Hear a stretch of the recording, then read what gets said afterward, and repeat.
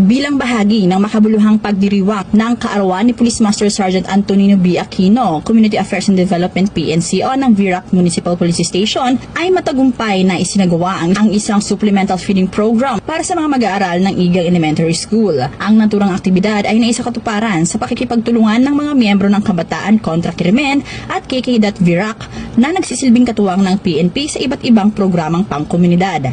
Layunin ng proyektong ito na higit pang mapabuti ang kalusugan at nutrisyon ng mga batang mag-aaral, kasabay ng pagpapatibay ng ugnayan, tiwala at pagtutulungan sa pagitan ng pulisya at ng komunidad. Bahagi rin ito ng adhikain ng PNP na ipamalas ang mas malawak na saklaw ng kanilang serbisyo, hindi lamang sa aspeto ng seguridad at kaayusan, kundi pati na rin sa larangan ng pagmamalasakit at pagkalinga sa mga pangunahing sektor ng lipunan.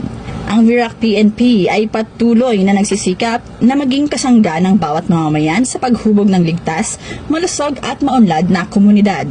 Mula dito sa Bicol Region, ako ang inyong PNN correspondent, Staff Sergeant Irene Hanti Abad, alagad ng batas, tagataguyod ng Balitang Pulis.